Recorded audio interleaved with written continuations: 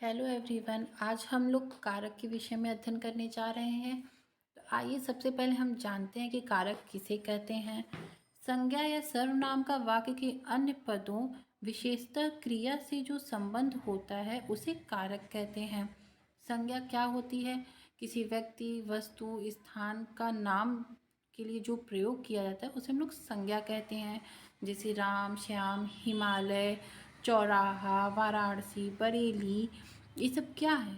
नाम है ना। जैसे वाराणसी एक शहर का नाम है, राम एक व्यक्ति का नाम है। तो यह संज्ञा होती है। और संज्ञा के स्थान पर प्रयुक्त होने वाले शब्दों को सर्वनाम कहते हैं।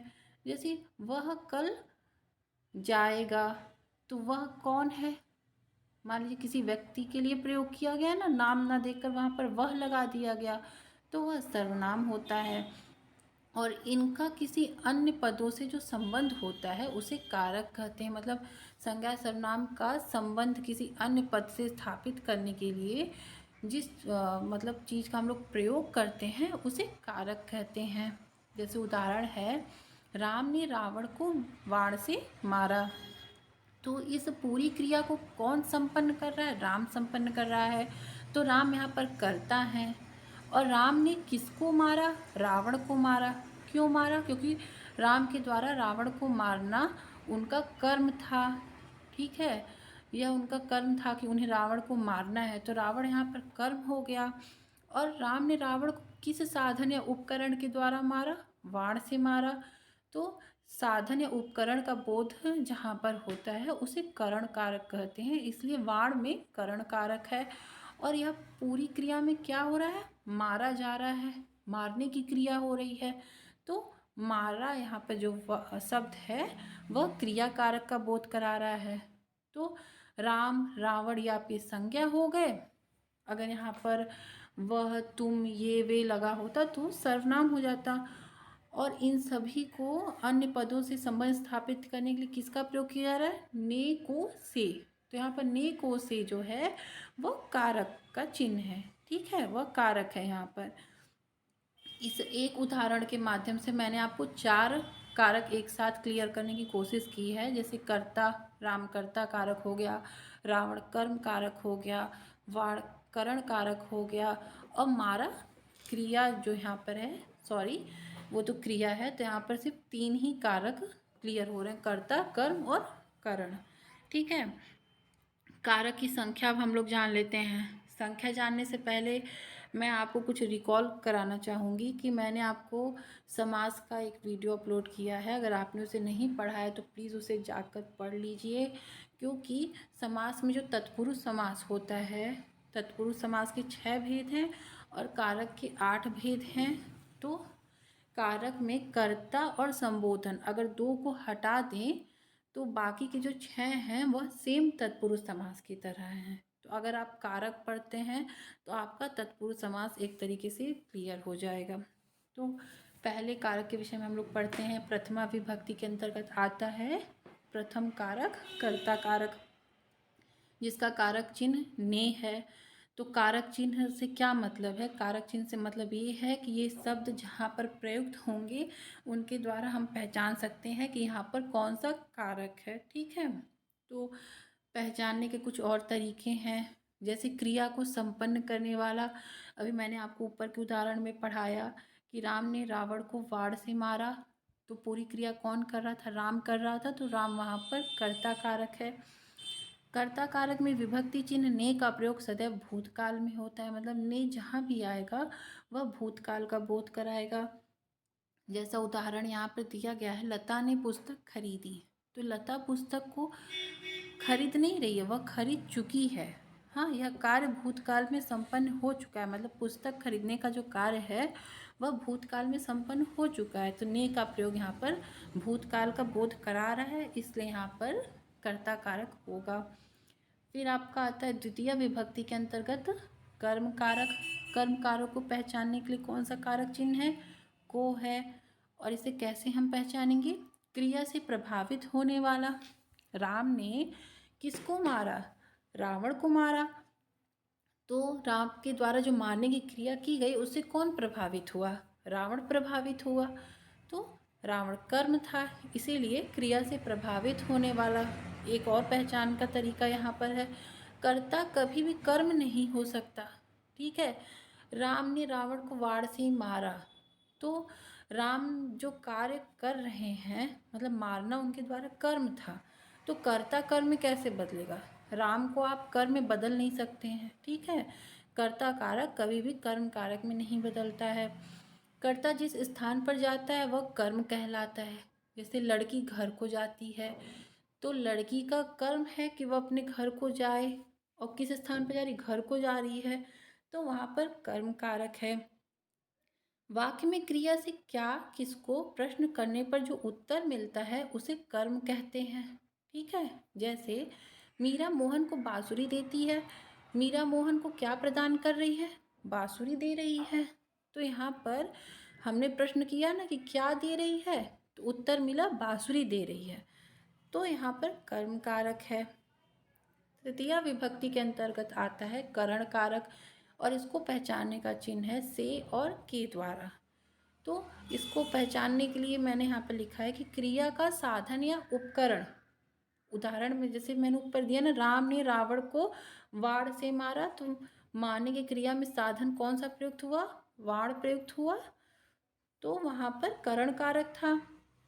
तो यह उसे पहचानने का तरीका है कि जहाँ साधन या उपकरण के विषय में बताया जाएगा वहाँ पर करण कारक होगा।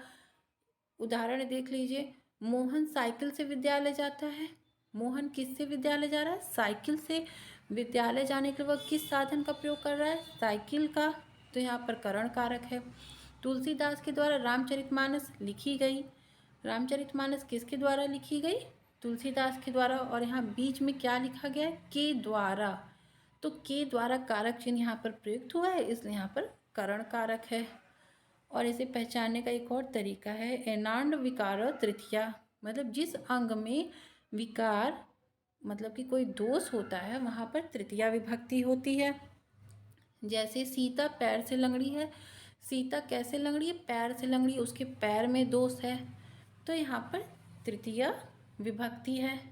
अभी आगे मैं आपको से कारक चिन्ह एक जगह और पढ़ाऊंगी अपदान कारक में, तो वहाँ पर जो से प्रयुक्त होता है वह अलगाव के लिए होता है, लेकिन करण कारक में जो से प्रयुक्त होता है वह साधन या उपकरण बताने के लिए।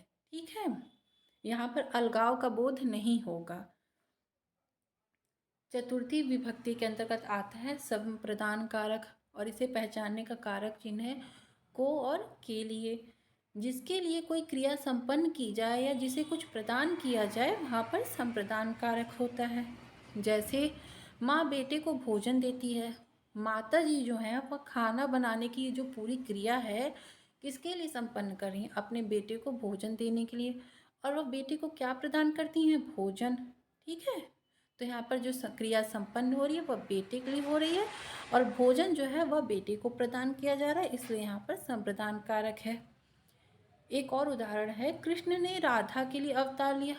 कृष्ण ने अवतार लेने का जो कार्य था वह किसके लिए संपन्न किया? राधा के लिए संपन्न किया, इसलिए यहाँ पर संप्रदान कारक है।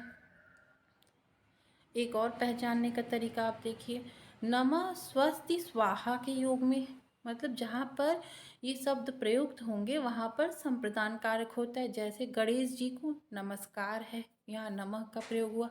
आपका कल्याण हो। ठीक है, और जैसे अग्नि को समर्पित हम लोग हवन करते हैं ना, तो बोलते हैं स्वाहा, मतलब कि समर्पित कर रहे हैं। यह भोजन पितरों को अर्पित है।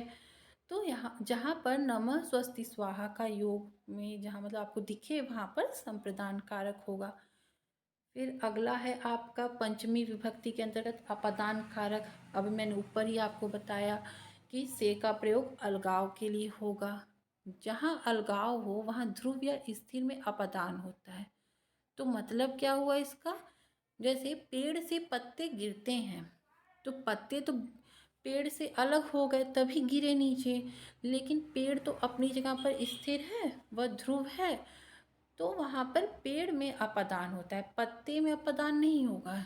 इस वाक्य में कहा जा रहा है कि अलगाव हो वहाँ ध्रुव या स्थिर में अपदान होता है, तो अपदान कारक पेड़ में है, पत्ते में नहीं है। इसका एक उदाहरण मैंने दिया, हिमालय से गंगा निकलती है। तो गंगा जी जब हिमालय से निकलती हैं तो फिर वो आगे जाके उससे अलग हो गई निकलने के बाद। लेकिन हिमालय तो अपनी जगह पर स्थिर है, इसलिए हिमालय में अपदान कारक हुआ। ठीक है। और अलगाव के अलावा कारण, तुलना, भिन्नता, आरंभ, सीखने आदि का भी बोधक अपदान कारक है। जैसे दो लोगों में तुलना की जाए, भिन्नता बताई जाए, आरंभ जहाँ से हो, जैसे गंगा जी कहाँ से मतलब आरंभ हुई, हिमालय से निकली तो हिमालय से आरंभ हुई। सीखने, ठीक है, इन सब वर्डों का प्रयोग जहाँ पर हो, मतलब जहाँ जिस वाक्य में सब आएंगे वहाँ पर अपदान कारक होता है। और इसके अतिरिक्त पदच्युत, हीन का प्रयोग, ऋण मुक्त का प्रयोग जहाँ पर होगा वहाँ भी अपदान कारक होगा। जैसे मोहन पदच्युत किया गया तो मोहन अपने पद से हटा दिया गया, वह पद से अलग हो गया। यहाँ पर अलगाव का बोध हुआ, तो भले ही यहाँ पर से वाक्य में प्रयुक्त नहीं हुआ है लेकिन अलगाव का बोध हो रहा है, इसलिए यहाँ पर अपदान कारक है। राम धनहीन है, राम के पास धन नहीं है।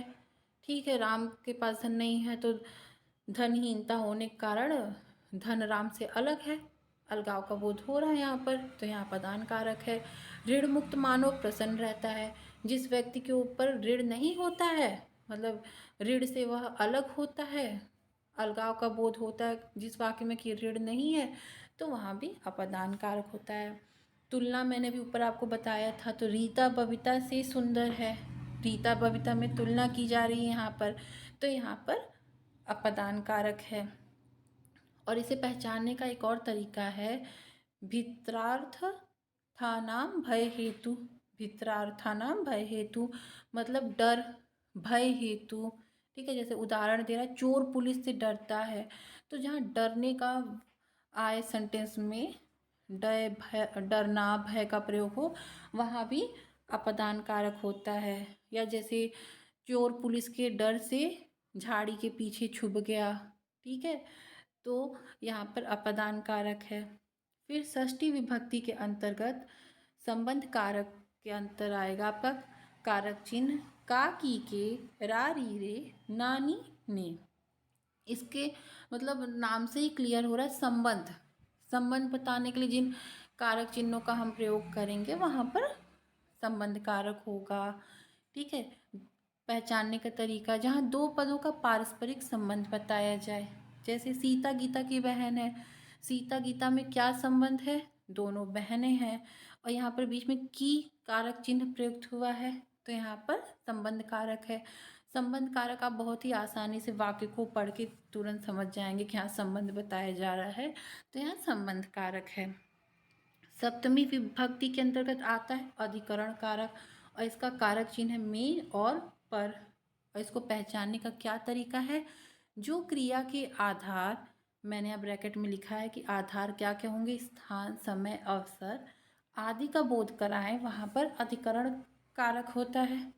उदाहरण देख लीजिए, बाल्टी में पानी भर लो, पानी कहाँ भर रहे हैं हम लोग, बाल्टी में, तो यहाँ पर में कारक चिन्ह का प्रयोग है, इसलिए अधिकरण कारक है। और इसके नाम से क्लियर है कि अधिकार जहाँ पर प्रयुक्त हो वाक्य में, तो उससे आप समझ सकते हैं, जैसे उस मेज पर रखी पुस्तक मेरी है, यहाँ पर बीच में पर आ रहा है ना, मेज पर रखी पुस्तक, तो पर कारक चिन्ह आने से अधिकरण कारक, और मैं अधिकार जता भी रही हूँ कि जो पुस्तक मेज पर रखी है वह मेरी है। फिर आपका आखिरी आता है अष्टमी विभक्ति के अंतर्गत संबोधन कारक, और तत्पुरुष समास जब आप लोग पढ़ेंगे तो वहाँ पर संबोधन नहीं पढ़ना रहता आपको, ये कारक के अंतर्गत आप पढ़ेंगे। तो संबोधन का प्रयोग करने के लिए हम लोग किन कारक चिन्हों का प्रयोग करते हैं या किन वाक्यों का प्रयोग करते हैं, ए, हे, अरे, ओ। ठीक है, मतलब जिस वाक्य में ये आएंगे वहाँ पर आप तुरंत समझ जाएंगे कि संबोधन कारक है। और इसको पहचानने का तरीका, किसी को पुकार कर संबोधित किया जाए, जब आप उस वाक्य को पढ़ेंगे तो आपको वाक्य से ही क्लियर होगा कि पुकार कर संबोधित किया जा रहा है। जैसे अरे मीरा तुम कहाँ थी, मतलब कोई लड़की है, मीरा उसकी दोस्त है, और वो बहुत दिनों के बाद उसे कहीं रास्ते में जाते दिख गई, और वह उसे बुलाने के लिए चिल्लाएगी या बुलाने के लिए कुछ करेगी तो बोलती ना अरे, बुलाएगी ना, फिर मीरा तुम कहाँ थी, तो मीरा के कान में जबरध्वनि अरे की जाएगी तो वह पीछे पलट के देखेगी। तो संबोधन उसने एक तरीके से किया। या जब नाटक हम लोग खेलते हैं तो उसमें बोलते हैं जैसे कि रावण को या राम को संबोधित करने के लिए हे राम, तो हे वर्ड लगा वहाँ पर, तो हे उनको संबोधित करने के लिए बोला गया ना, तो वहाँ पर संबोधन कारक। और यहाँ मैंने लास्ट में आपको कर्म कारक पहचानने का एक तरीका और बताया है। जैसे अभितः परितः समया निक्साहा प्रतियोगे द्वितीया। अभितः मतलब दोनों ओर, परितः मतलब चारों ओर, समया मतलब समीप या पास, निक्सा मतलब निकट, हा मतलब धिक्कार का प्रयोग जहाँ पर होता है वहाँ पर द्वितीय विभक्ति के अंतर्गत कर्म कारक होगा। जैसे अगर किसी वाक्य में उपयुक्त शब्द आ जाएं तो उस वाक्य में द्वितीय विभक्ति होती है। कैसे होती है? गांव के दोनों ओर तालाब है। तालाब कहाँ है? दोनों ओर। अभितः का यहाँ प्रयोग हुआ ना। पुलिस ने चोर को चारों ओर से घेर लिया। पुलिस ने चोर को कैसे घेर लिया? चारों ओर से घेर लिया। गांव के पास एक विद्यालय है। विद्यालय कहाँ है? गांव के पास है। देशद्रोही को धिक्कार है। ठीक है, तो यहाँ धिक्कार का प्रयुक्त हुआ। घर के निकट बैंक है। बैंक कहाँ है? घर के निकट है। तो अभी हमने ऊपर पढ़ा ना कि कर्म को पहचानने का कारक चिन्ह क्या है? को है। लेकिन को के अतिरिक्त जब इन शब्दों का प्रयोग होगा तो वहाँ भी कर्म कारक होता है। तो यहाँ पर आपका कारक खत्म होता है। आइए एक बार देख लेते हैं कि कारक में आज हमने क्या क्या पढ़ा। तो कारक का पहचान क्या था? संज्ञा सर्वनाम का वाक्य अन्य पदों से जो संबंध होता है उसे कारक कहते हैं। कारक के 8 भेद थे। इसको आप इस तरीके से भी याद कर सकते हैं। कर्ता ने, कर्म को, करण से, के द्वारा, संप्रदान को, के लिए, अपादान से, संबंध का, के, की, अधिकरण में, पर, संबोधन ए, हे, अरे या ए हो, अरे। ठीक है, ऐसे आप पढ़ के एक बार सबका कारक चिन्ह अगर याद कर लीजिए तो आप एग्जाम में इन्हीं कारक चिन्ह की सहायता से आसानी से कारक का उत्तर दे सकते हैं सही सही। जैसे एग्जाम में पूछ भी सकता है ना कि संबंध कारक का क्या कारक चिन्ह है, तो जहाँ पर काकी के, रारी रे, नानी ने लिखा होगा वह आप सही उत्तर मानते हुए उसे टिक लगा दीजिएगा। या आपसे क्वेश्चन पूछा जाएगा कि वह गांव को गया, तो गांव को गया तो यहाँ पे कौन सा कारक चिन्ह है, मतलब कौन सा कारक है? तो कर्म कारक है, क्योंकि यहाँ पर को कारक चिन्ह प्रयुक्त हुआ है। तो इस तरह से आप आसानी से कारक को कर सकते हैं। और कारक अगर आज आपने अच्छे से समझ लिया है तो आप समास में तत्पुरुष समास को भी आसानी से क्लियर कर लेंगे। और इसमें आपको मेन समझने की ज़रूरत है अपादान, क्योंकि वहाँ पर से का प्रयोग होता है, और करण को, क्योंकि वहाँ पर भी से का प्रयोग होता है। तो इन दोनों में जो से आते हैं उसमें क्या डिफरेंस है ये जानना ज़रूरी है आपको। और मैंने आज यहाँ पर अच्छे से क्लियर कर दिया। उम्मीद करती हूँ कि आपको कारक समझ आ गया होगा। तो आज के लिए थैंक यू।